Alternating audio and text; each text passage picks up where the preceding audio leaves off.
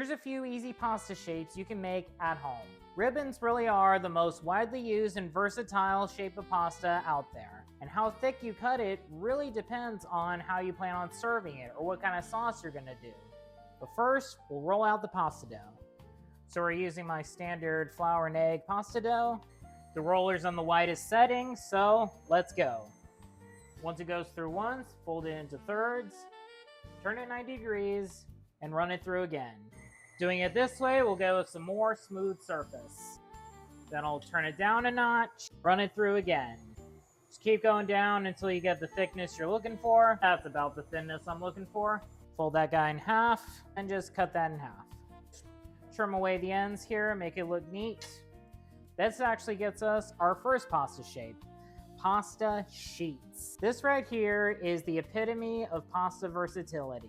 We can slice this, we could cut into squares and shape it. We could just cook this as it is for lasagna.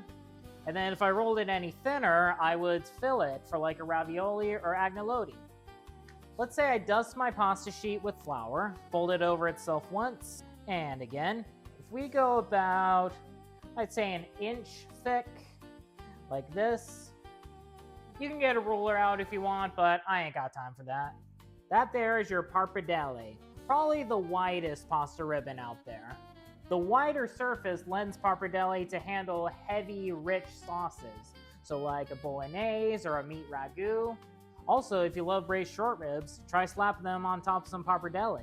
You won't regret it. So now I'll take that sheet again. This time I'll go a bit thinner, around half of an inch, like this. When we unfurl that, now we've got fettuccine, another pretty popular pasta shape.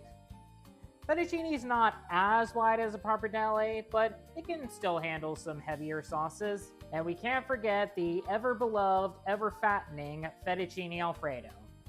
Alright, I got another pasta sheet here. So again, we'll just fold that over like so. Let's say I were to go thinner than the fettuccine, more like a 1/4 inch slice. There are specialty pasta slicers, but I like doing it by hand because it gets a more rustic charm, which I love. And that there is linguine. Because it's fairly thin, linguine lends itself to lighter sauces. So like a light white wine sauce with seafood, it's great with a pesto, and it's pretty much a good general all-round pasta shape.